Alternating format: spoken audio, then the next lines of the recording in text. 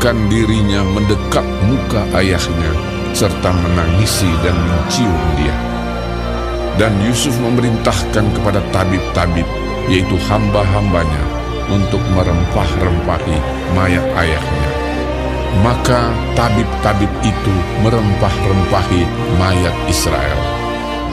Hal itu memerlukan 40 hari lamanya, sebab demikianlah lamanya waktu yang diperlukan untuk merempah-rempahi, dan orang Mesir menangisi dia 70 hari lamanya.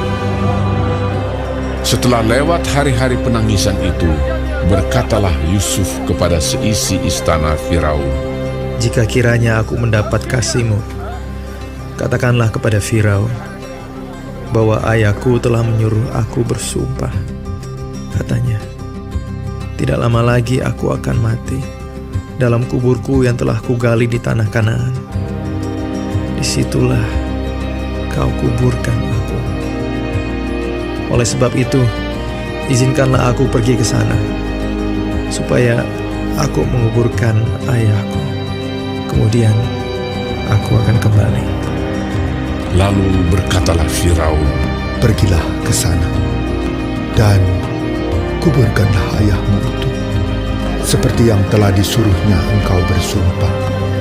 Lalu berjalanlah Yusuf ke sana untuk menguburkan ayahnya, dan bersama-sama dengan dia berjalanlah semua pegawai Firaun, para tua-tua dari istananya, dan semua tua-tua dari tanah Mesir, serta seisi rumah Yusuf juga, saudara-saudaranya, dan seisi rumah ayahnya.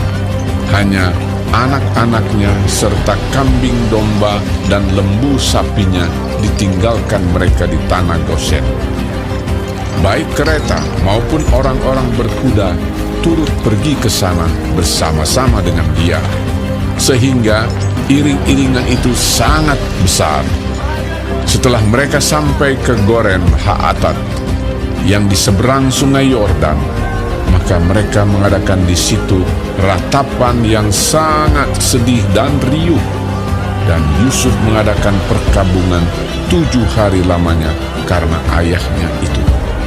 Ketika penduduk negeri itu, orang-orang Kanaan, melihat perkabungan di Goren Haatat itu, berkatalah mereka, "Inilah perkabungan orang Mesir yang amat riuh." Itulah sebabnya tempat itu dinamai Abel Mizraim, yang letaknya di seberang Yordan. Anak-anak Yakub melakukan kepadanya seperti yang dipesankannya kepada mereka. Anak-anaknya mengangkut dia ke tanah Kanaan, dan mereka menguburkan dia dalam gua di ladang Makpela, yang telah dibeli Abraham dari Efron, orang Het itu, untuk menjadi kuburan milik, yaitu ladang yang di sebelah timur Mamre. Setelah ayahnya dikuburkan, pulanglah Yusuf ke Mesir. Dia dan saudara-saudaranya dan semua orang yang turut pergi ke sana bersama-sama dengan dia untuk menguburkan ayahnya itu.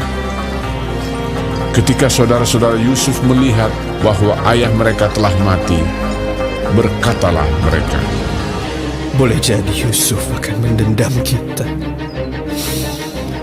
dan membalaskan sepenuhnya kepada kita segala kejahatan yang telah kita lakukan kepadanya. Sebab itu mereka menyuruh menyampaikan pesan ini kepada Yusuf. Yusuf, sebelum ayahmu mati, ia telah berpesan, beginilah harus kamu katakan kepada Yusuf, ampunilah kiranya kesalahan saudara-saudaramu dan dosa mereka, sebab mereka telah berbuat jahat kepadamu. Maka sekarang ampunilah kiranya kesalahan yang dibuat hamba-hamba Allah ayahmu. Lalu menangislah Yusuf ketika orang berkata demikian kepadanya. Juga saudara-saudaranya datang sendiri dan sujud di depannya serta berkata, Kami datang untuk menjadi budakmu. Tetapi Yusuf berkata kepada mereka, Janganlah takut, sebab aku inikah pengganti Allah. Memang kamu telah mereka-rekakan yang jahat terhadap aku, tetapi Allah telah mereka-rekakannya untuk kebaikan, dengan maksud melakukan seperti yang terjadi sekarang ini, yakni memelihara hidup suatu bangsa yang besar. Jadi janganlah takut. Aku akan menanggung makanmu dan makan anak-anakmu juga. Demikianlah ia menghiburkan mereka dan menenangkan hati mereka dengan perkataannya. Adapun Yusuf, ia tetap tinggal di Mesir beserta kaum keluarganya, dan Yusuf hidup 110 tahun. Jadi Yusuf sempat melihat anak cucu Efraim sampai keturunan yang ketiga, juga anak-anak Makhir, anak Manasye, lahir di pangkuan Yusuf. Berkatalah Yusuf kepada saudara-saudaranya, "Tidak lama lagi aku akan mati. Tentu Allah akan memperhatikan kamu dan membawa kamu keluar dari negeri ini ke negeri yang telah dijanjikannya dengan sumpah kepada Abraham, Ishak, dan Yakub." Lalu Yusuf menyuruh anak-anak Israel bersumpah, katanya, "Tentu Allah akan memperhatikan kamu. Pada waktu itu, kamu harus membawa tulang-tulangku dari sini." Kemudian matilah Yusuf, berumur 110 tahun.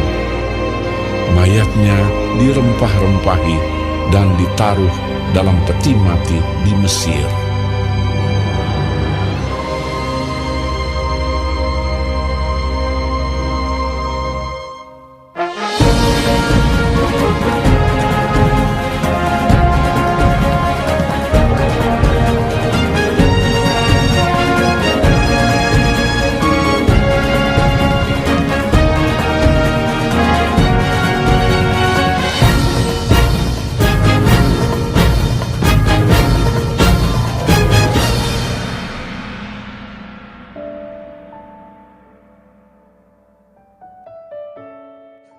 Shalom semua jemaat Tuhan, kembali kita di dalam pendalaman Alkitab Clear Sight.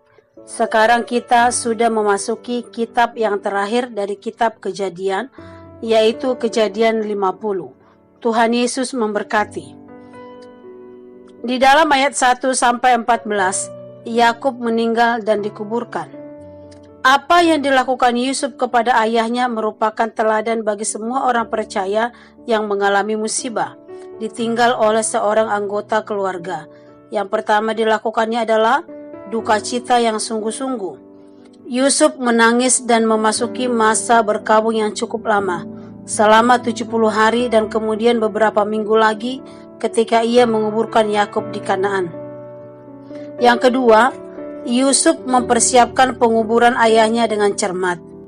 Yang ketiga, Yusuf menghormati ayahnya dengan cara yang benar dan layak. Yang keempat, menggenapi permintaan-permintaan terakhir. Yusuf menghormati janji-janji yang telah dibuat kepada ayahnya.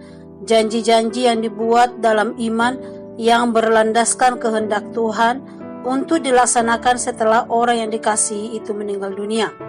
Yang kelima, kesaksian yang setia.